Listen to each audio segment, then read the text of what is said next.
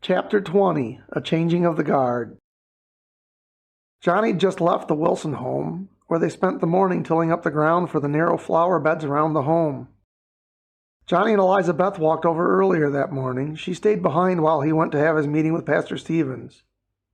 Since returning to Town's End, he increased these meetings to every other week, and both couples met together on the weeks in between, as Mary Beth's parents had suggested. Since returning to Town's End, he increased these meetings to every other week, and both couples met together on the weeks in between, as Mary Beth's parents suggested. Mary Beth and Eliza usually came along and worked on some project with Mrs. Stevens, while the men worked in the basement, garage, or outside. Today, Mary Beth went to help her mother repaint and repaper several of the great rooms in the family home. When Johnny arrived, the pastor was already busy setting some posts for a new gazebo behind the church property, halfway between the church and the parsonage. The pastor wanted to do this for a long time to aid with the occasional outdoor weddings the church hosted. The deacon board finally approved the project. It was the pastor's plan to have the gazebo ready within the month. At that time, Johnny and Mary Beth were scheduled to have the big church wedding they missed the first time. Mary Beth's parents were sparing no expense. They felt they owed it to the couple. It surprised Johnny to find two of the deacons emerge from behind the pastor's garage carrying the last post. Pastor Stevens saw Johnny's surprised look and said, "Things are finally beginning to change for the better around here, and not just at Christmas. I knew if I stuck it out, eventually things would begin to come around. Why, at this rate, the place will be acting like a real church in no time." Johnny joined the two men as they set the long post upright into its hole. The pastor continued his work, cross-bracing the beams to get them square and held in position. After a little more work, they completed the outer framework and took a lunch break before laying joists. They were eating at a picnic table in front of the home when the old police car pulled up. Floyd Barton stepped out of the car and said, "Good day, gentlemen. I hope that you saved some work for the rest of us." "Good afternoon, Chief Barton," Johnny said. "Sorry, I mean Mayor Barton. That's going to take some getting used to." The old mayor, under investigation for misuse of his office for personal business, resigned immediately. Then, for the first time in a long time, Townsend elected a mayor and a town judge in the same election. Judge Ransom tried to put as much distance between himself and the old mayor as possible, but apparently not enough. Chief Barton won the mayoral election by a landslide margin, and a young hotshot lawyer from Lawton became the new judge. "That's okay, Johnny," Mayor Barton said. "I'm afraid I'll be known as Chief Barton for a long time. Besides, until my replacement starts next month, it's technically correct. I've offered the job to a deputy I knew up in Lawton, nice young man, but he needed a month before starting." He sarcastically added, "In the meantime, it was so nice of the city council to let me do the work of two men for the price of one." While they talked, little Tom got out of the passenger side and shook hands with the two men. Mayor Barton continued, "That's okay, though. They finally voted to hire a deputy. Permit me to introduce Deputy Thomas Smith." Little Tom was shy about his new title and only looked down while scuffing his shoes on the curb. The new equal rights legislation in Washington, D.C. made it possible for the FBI to go after the local Klan group for the fire that killed Eliza's parents. One witness described seeing the mayor sneak into the home, and there was speculation he might have had more to do with the fire spreading to the home, but there wasn't enough proof. He received 5 to 10 years in prison for manslaughter, criminal conspiracy, and abuse of public office. As for the rest of the men, the jury believed the home catching fire and the death of the couple had not been their intention, but the men did plead guilty to manslaughter and criminal mischief. The men all received a jail sentence, but most had it reduced to probation and community service for good behavior. The only member not charged was Little Tom, because of his crucial cooperation in the investigation. In his own heart, the Mountain felt he deserved at least the minimum conviction, which had been 300 hours of community service. This is what he decided to honor in his own heart for his conscience' sake. This left Little Tom without a criminal record, leaving the door open for his new position. Since the man had a desire to undo some of the harm he caused, Floyd Barton figured Little Tom could best serve out his self-imposed sentence as a deputy. Despite his new title, most people still referred to him as Little Tom. Little Tom spoke with Johnny privately for a moment. "Johnny, Mr. Wilson gave me permission to tidy up the grave of Elizabeth's parents. I wondered if I might be able to take Elizabeth with me. It'll be another chance to put that gardening set to some good use and all. Johnny said, "Why, Tom, I think it would be a splendid idea for her to lend a hand with that. She's with my wife over at the Jameson home. They're doing a bit of work there today, but I'm sure they can spare Eliza. Your muscles will be missed around here, but it looks like we have enough to manage." Chief Barton gave little Tom a ride to the Jamesons' home to pick up Eliza. Mary Beth thought it was a good idea as well, and soon little Tom and Eliza Beth were hard at work in the cemetery, while the chief headed back to the church. Eliza immediately noticed that there was no longer an old wooden marker. Now the grave had a proper stone marked like the rest of the graves in the cemetery. The same men who began the trust fund paid for this improvement. It was polished gray marble with a simple picture of Eliza's parents carved into the stone. An old wedding photo served as the model. Tom said nothing and didn't immediately start to work. He waited for Eliza Beth to indicate that she was ready. She studied the picture for a moment and traced the outline with her finger. There were several shrubs and plants sitting in tubs beside the grave. Little Tom had deposited them there earlier in the day. Eliza began to inspect the plants, so Tom began to explain what his thoughts were on placement and how to go about the work. It was tough digging because the dirt was so hard and dry, but the workers didn't mind.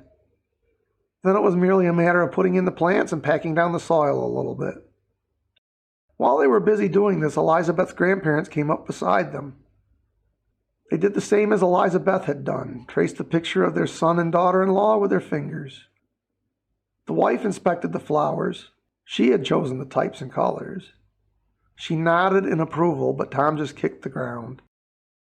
They forgave him, but it took a long time before he acted like a forgiven man in their presence. Noticing little Tom's reluctance in this area, Mr. Wilson asked, "Tom, can I have a private word with you?" "Yes, sir," Tom sheepishly replied. The two men stepped away a short distance. "Don't look so nervous, Tom," Mr. Wilson said. "I just wanted to tell you I think it's fine all that you're trying to do these days. Just know this, it's not going to bring back my boy." With this, Tom drew a deeper frown. "Now look me in the eye. This is the important part. I want you to know that neglecting your own family won't either. That'll only add another sin to the first. Do all you can and know when it's time to go home." Tom replied, "Yes, sir. Thank you, sir. I'll be sure to do what I can for my family as well." After that, Tom began to feel less awkward around the Wilson couple. Almost a year later, Miss Johnson asked Johnny to stop by for a meeting at the orphanage. Johnny was surprised to see Mr. Jameson's car parked in front of the home. He came in the front door but found the office door closed. He knocked at the door and they ushered him in. Mr. Jameson was indeed waiting in the office, and for another surprise, Johnny found Pastor Stevens already there as well. Johnny greeted everyone but didn't ask any of the others what was going on. He figured they'd let him in on it at the proper time. Still, it was obvious that he was very curious about the whole thing. After exchanging pleasantries, they all went back to their seats. Johnny found himself sitting in a dining room chair right in between the two regular office chairs, so he was square in the middle. This made him feel a little uncomfortable, as if they had him surrounded. Miss Johnson then led the conversation. "I hope you don't mind, Johnny. I asked Mr. Jameson and Pastor Stevens to be part of this meeting. Before you arrived, I shared my idea with them and found out what they thought about it. Of course, the pastor is a good friend of the home, and you personally. Then it only seemed best to ask Mr. Jameson's opinion as well. As you'll see, the decision will have consequences for him also." Of course, this only served to make Johnny even more curious about why Miss Johnson wanted to talk to him. It all seemed so very formal, which wasn't Miss Johnson's normal way of dealing with Johnny. After all, he was more like a son to her than anything else. He leaned forward in his chair as though it might help the news to come quicker. "It's just this, Johnny. Have you ever considered running an orphanage? It won't be too many years before I can't do it anymore. The money is running out, too. I reckon to continue it would take a married couple. In the future, whoever runs the place will need to be a hard worker and earn some money on the side. It might be a few years yet before I need to do something, but better early than late." Johnny just sat there not knowing what to say. It made sense that she wanted to run this by Mr. Jameson. If Johnny said yes, it would either mean Johnny adjusting his work schedule, or else possibly looking for other work somewhere else. Mr. Jameson knew that Johnny was a hard worker and a valuable employee. but he also knew his son-in-law's heart wasn't in the job. "Johnny, I know I've given you a lot to think over," Miss Johnson concluded. "I don't expect an answer right away. This is something you'll need to discuss with your wife, and the two of you'll want to pray over it for some time. Just let me know as soon as you have your answer." "I suppose this is as good a time as any other." Pastor Stevens took over the conversation. "I was planning on calling you into my office at the church later this week, but it's a decision that could figure into all of this that Miss Johnson is suggesting. I think it's quite providential that she invited me to this meeting." Johnny was still thinking about Miss Johnson's proposal. The pastor realized he didn't have the young man's full attention and gave him a moment to collect his thoughts. Then the pastor continued, "Now that the deacon board is much more cooperative, I've finally gotten them to approve a couple of ideas that I've had for some time. The one that concerns you is that they finally approved hiring an assistant, part-time, of course. I'd really like to consider you for the position. I expect that it'll eventually become a pastoral position of some sort, but not for a few years yet." Johnny hadn't expected anything like this, and his eyes got quite large. Running the orphanage and serving at the church was a daunting proposition, and yet it seemed to be the culmination of everything in Johnny's life. Complicating the decision was the fact that he and Mary Beth were expecting their first child in 6 months, though they hadn't told anyone yet. The pastor continued, "Remember, Johnny, this will only be a part-time position, but if you decide to take on the orphanage work, that's all you'll have time for anyhow. Of course, the pay isn't as good as you'd make working at your father-in-law's company. That's why you must talk to Mary Beth first and then pray, pray, pray. If God wants you doing these things, He'll surely provide." After some talk and discussion, Johnny and Pastor Stevens both left. Neither of the men noticed that Mr. Jameson remained behind in the office.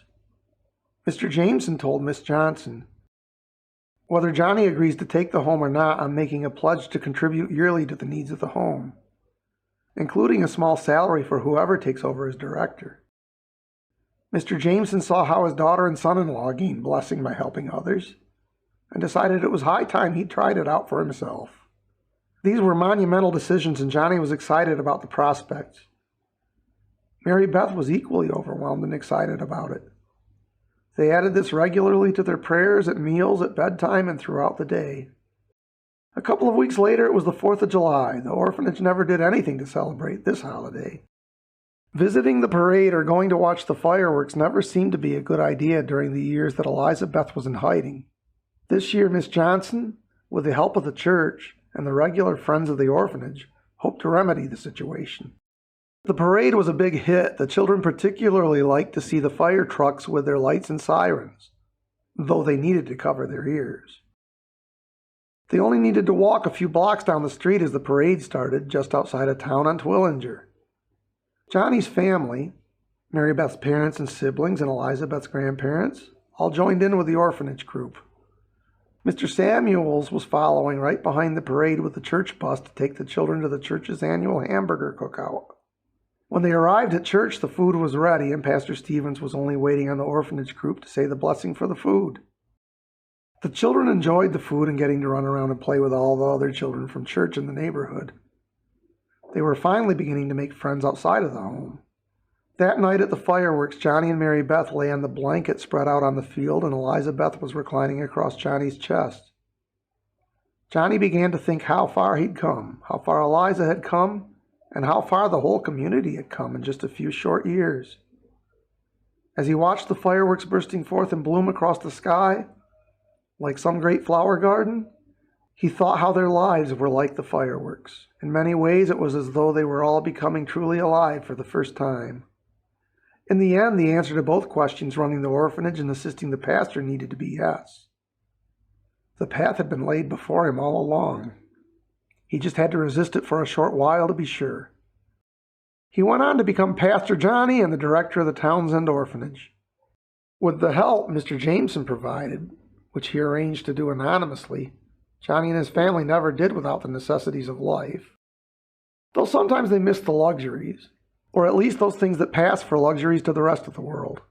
There were great difficulties for the family from time to time. Issues of skin color unfortunately caused many of them, and the problems were not just from white folks. They always got through the hard times together as a family.